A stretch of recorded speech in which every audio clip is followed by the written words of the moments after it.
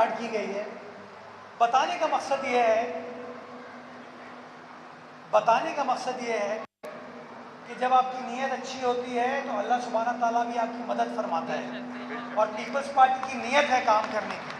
Peoples party के नुमाइंदों का सोच है कि हाँ, हमें शहर की रौनकों को बहाल करना है, चीज़ों को ठीक करना है। और मुझे खुशी होती है कि ये जो अमला है, ये अमला हमारा साथ दे रहा है ताकि हम इसी तरीके से काम करते रहें। तो जहाँ मैंने आपको बताया कि पूल सेपरेट है, उसी तरीके से जिम की फैसिलिटी भी हमारी माएँ बहनें भी अपनी फ़िटनेस के लिए अब सिर्फ स्विमिंग नहीं बल्कि जिम भी जाके आराम से अपनी जो वर्जिश वगैरह है, एक्सरसाइज वगैरह है, वो कर सकती हैं। मैं चाहूँगा यहाँ पे योगा वगैरह को भी आप स्टार्ट करें ताकि यहाँ के लोग भी जो अपने सांस को बेहतर बनाने के लिए, सेहत को बेहतर बनाने के लिए जो बाकी क्लिफ्टन डिफेंस के लोग करते हैं ना, वो वाली चीज़ें यहाँ के लोगों को भी मैसर हो। और ये वो सोच है पीपल्स पार्टी की जो बिला तफरीक खिदमत की है, जिसके ऊपर हम सब, चाहे मैं हूँ, सलमान हो, जानी मेमन हो, करमुल्ला वकासी हो, दिल मोहम्मद हो, जितने हमारे नुमाइंदे हैं वो इसी सोच के ऊपर लगे हुए। और इंशाल्लाह ये वादा है कि इसी सोच को आगे लेकर चलेंगे और शहर कराची की रौनकों को ना सिर्फ बहाल करेंगे बल्कि जो बहाल की हुई रौनकें हैं उनको आप मीडिया के दोस्तों के जरिए उजागर करेंगे और बताएंगे कि ऐसा है हमारा कराची, कि प्रोपेगेंडा हमारे शहर के खिलाफ बंद करो। शहर ठीक सिमत में आगे बढ़ रहा है और इंशाल्लाह यही क़यादत इस शहर को आगे की तरफ लेकर जाएगी। सवाल किया जाता है इंफ्रास्ट्रक्चर का।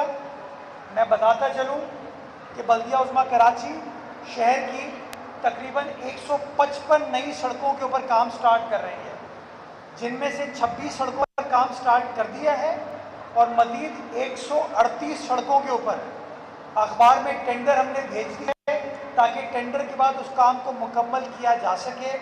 इस काम के लिए मैं शुक्रगुजार हूँ वज़ीर आला सिंध का, वज़ीर बल्दिया का, कि उन्होंने हमारा साथ दिया, हमें वो तमाम सपोर्ट प्रोवाइड की ताकि हम इस काम को ना सिर्फ आगाज़ कर सकें बल्कि काम को जल्दी मुकम्मल करके तकमील की तरफ ले जा सके। तो इंशाअल्लाह जैसे ये बारिशों का सीज़न ख़त्म होता है, जो रोड कारपेटिंग का काम है, सड़क की मुरम्मत का काम है, रिकन्स्ट्रक्शन का काम है, उसका भी आगाज़ कर दिया जाएगा। और टारगेट यही है कि इसी साल में उस काम को मुकम्मल करेंगे ताकि एक आम कराची वाले को जो उसका फ़ायदा है वो फ़ायदा मिल सके।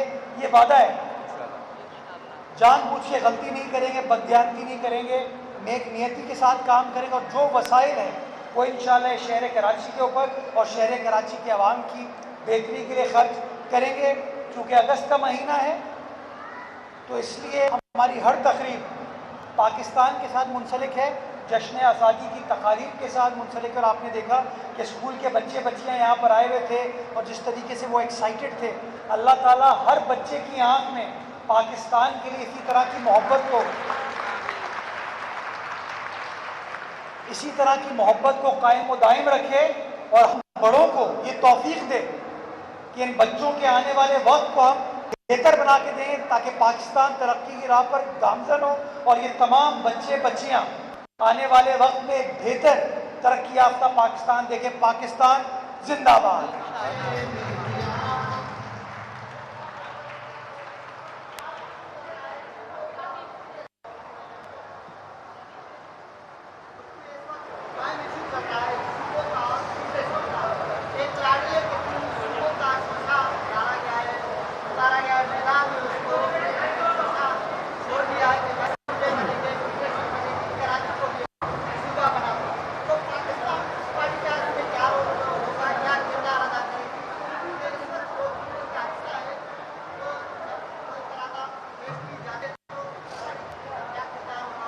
यार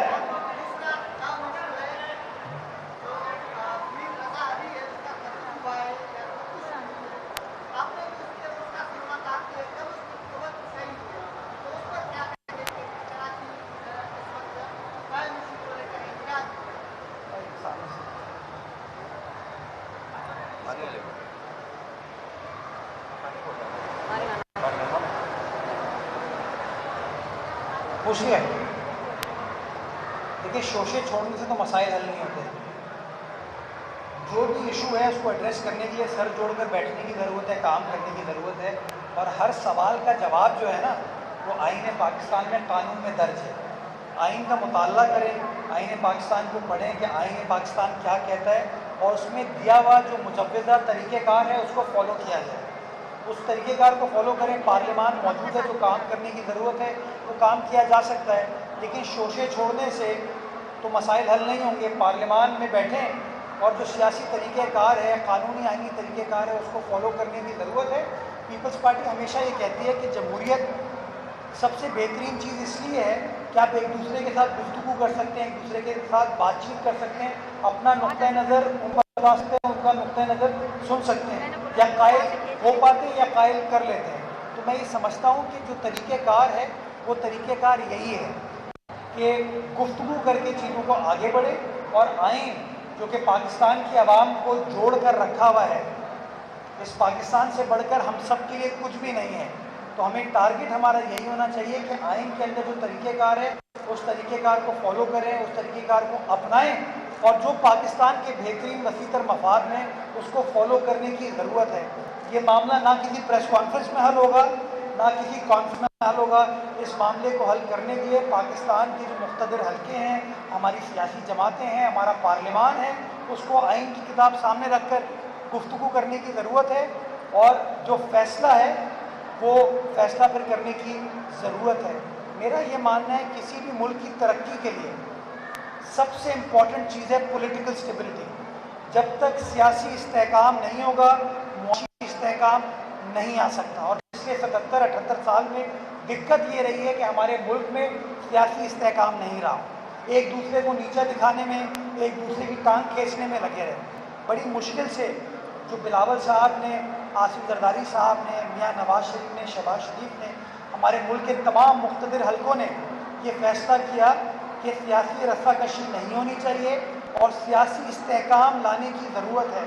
उस इस्तेहकाम का फ़ायदा ये हुआ कि आज पाकिस्तान माशाअल्लाह आप देख सकते हैं कि सारी दुनिया में लोग पाकिस्तान के किरदार की बात कर रहे हैं, पाकिस्तान की रियासत की बात कर रहे हैं।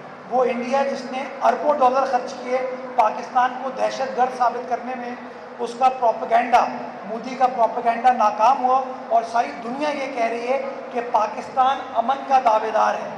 पाकिस्तान जो है अमन चाहता है। पाकिस्तान का वज़ीर आज़म हो, पाकिस्तान की हुकूमत हो, पाकिस्तान का फील्ड मार्शल हो, पाकिस्तान का पार्लियामान हो, उसको सब अप्रिशिएट कर रहे हैं। तो मैं समझता हूँ कि जो इस्तेहकाम हमने ना सिर्फ अपने मुल्क में अचीव किया बट बैनुल-अक़वामी सतह पर हम अचीव करने में कामयाब हुए। इसके समरात एक आम आदमी को मिलने चाहिए मुआशी इम्प्रूवमेंट के हवाले से, और उसके ऊपर हमें बैठ कर बात करनी चाहिए, गुफ्तगू करनी चाहिए कि कैसे वो पॉलिसीज़ बने जिसका फ़ायदा एक आम आदमी को हो सकता है। लेकिन यही लांडी स्पोर्ट्स कॉम्प्लेक्स MKM के दौर में क्या था, आज पीपल्स पार्टी के दौर में क्या है, ये सोचने की ज़रूरत है। यानी कि निज़ाम ठीक होता है, निज़ाम को चलाने वाले अगर ठीक नहीं है ना, तो जितना भी अच्छा आप निज़ाम बना लें वो नहीं चल सकता। वही निज़ाम है, आज MKM की सोच नहीं है, आज पीपल्स पार्टी की सोच है, आज बिलावल साहब की सोच है। तो आपको वो चीज़ें जो बंद थी वो खुलते हुए नज़र आ रही हैं, जो चीज़ें ख़राब थी वो बेहतर होते हुए नज़र आ रही हैं। तो मैं समझता हूँ कि हमें फोकस इस बात पे करना चाहिए, जो अच्छे लोग निज़ाम के साथ जुड़े हुए हैं उनको सपोर्ट करें, उनको तक़वियत दें, उनको आप मज़ीद सपोर्ट फराहम करें, ताकि at the end of the day एक आम पाकिस्तानी की मसाइल में बेहतरी आ सके, मसाइल में कमी आ सके, और जो मुआशी भंवर में वो फंसा हुआ है उसको हम निकाल सकें।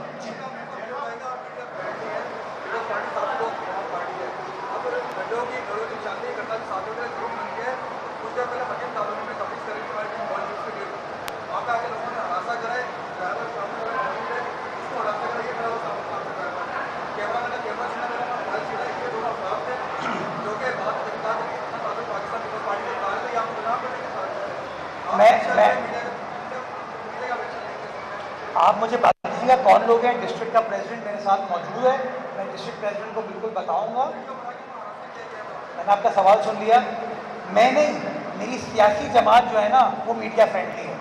कैसी कैसी तनकीद हमारे ऊपर नहीं होती, हमारी लीडरशिप के ऊपर नहीं होती, लेकिन हम हमेशा तहम्मुल के साथ तनकीद को सुनते हैं और कभी भी कानून को अपने हाथ में नहीं लेते तो इंशाल्लाह आपने जो शिकायत की है मैं अपनी तंजीम को बताऊंगा, और अगर वो हमारे कारकुन हैं तो इंशाल्लाह उनके खिलाफ जो कार्रवाई करने की ज़रूरत है वो हम कार्रवाई करेंगे। जी फरीद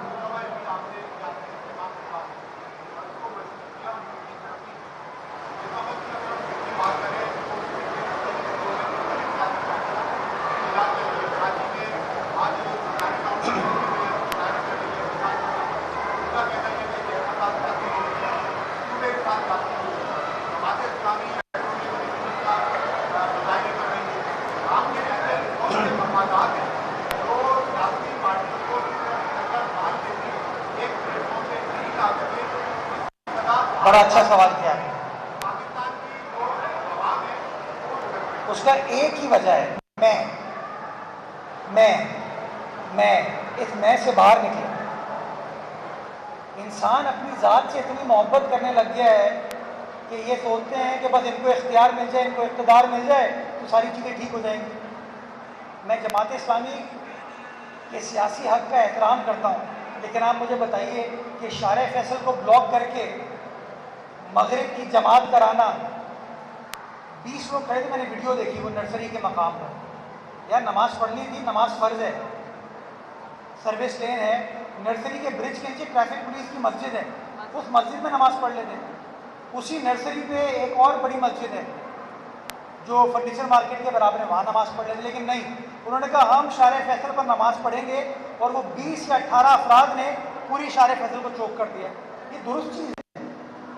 वो MKM वाले जो कि चाइना कटिंग के क्रिएटर हैं, मास्टरमाइंड हैं, पता नहीं क्या क्या नहीं किया, आज कहते हैं कि शहर को हम ठीक करेंगे, जिनने शहर को तबाह किया। तो मैं समझता हूँ इस मैं से बाहर निकलना चाहिए। हमें ये सोचना चाहिए कि मनहसुल कौम किन किन चीज़ों को किस किस तरीके से एड्रेस करने की ज़रूरत है। जो MKM की सोच है, जहाँ वो कहते हैं कि हम हावी होंगे लोगों के ऊपर, मैं उसका हामी नहीं हूँ। जहाँ जमात इस्लामी की सोच है कि हम हावी होंगे, मैं उसका हामी नहीं हूँ। मेरी सोच ये है, मेरी पार्टी की सोच ये है कि हमें लोगों को कायल करने की ज़रूरत है, लोगों के साथ बात करने की ज़रूरत है।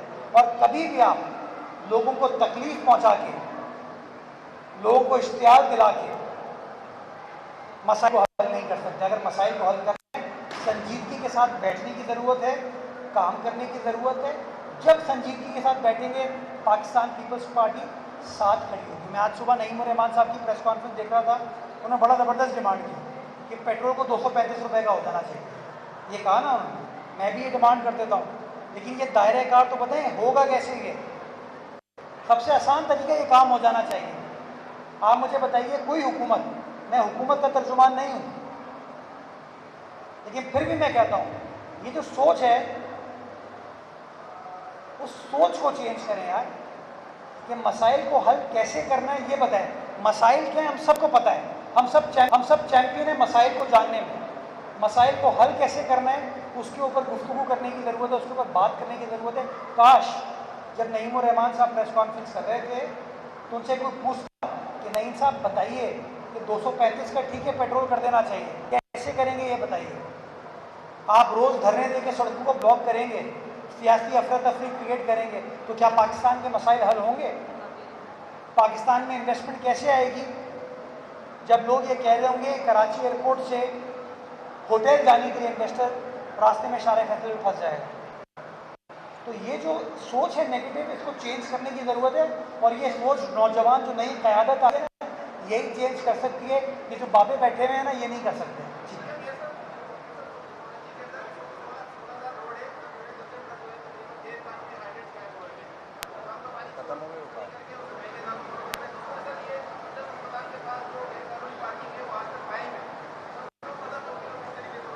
यार वो पार्किंग मेरी तो है नहीं ना, KMC तो सड़क की पार्किंग को ख़त्म कर चुकी है। इसका बेहतर जवाब आपको टाउन से पूछना चाहिए, सिर्फ एक टाउन से नहीं, हर टाउन से।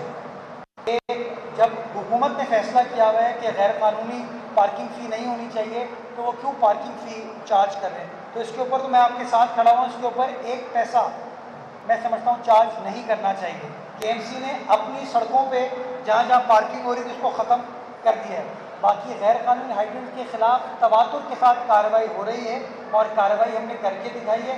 आपने जिस चीज़ की निशानदेही की है, माजी में भी वहाँ पे कार्रवाई हुई है, एक बार फिर मैं आपको इंशाल्लाह कार्रवाई करके दिखाऊंगा। जी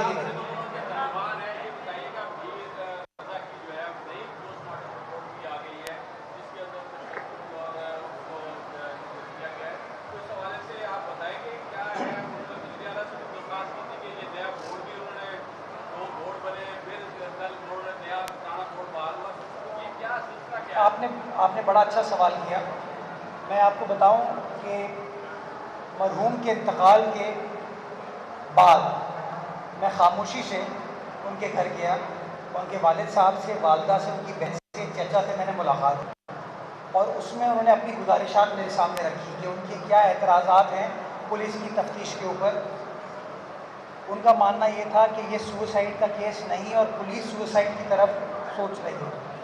मैंने उनको इस बात की यकीन दहानी कराई कि जो भी उनके जहन में सवालात हैं उनको एड्रेस किया जाएगा और जब तक वो मुतमईन नहीं होते इस इन्वेस्टिगेशन को ख़त्म नहीं किया जाएगा।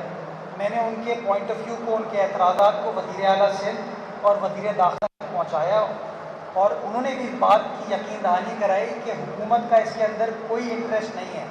हुकूमत चाहती है शफाफ गैर जानिबदार इसकी तहकीकात हो, इसकी इन्वेस्टिगेशन हो और ये कत्ल है, सुसाइड है, इसके जो भी मोहरकात हैं वो अपने सामने आने की ज़रूरत है। और एक बार फिर मैं आपको इस बात की यकीन दहानी कराता हूँ कि कल की पोस्टमार्टम रिपोर्ट के बाद पहली चीज़ जो हुकूमत ने की, IG साहब ने की कि पुरानी तफ्तीशी टीम को ख़त्म कर दिया और आमिर फारूक साहब की सरबराही में एक नई तफ्तीशी टीम को कॉन्स्टिट्यूट किया जो कि अब इसकी तहकीकात करेगी, तफ्तीश करेगी। कराची मुर्तज़ा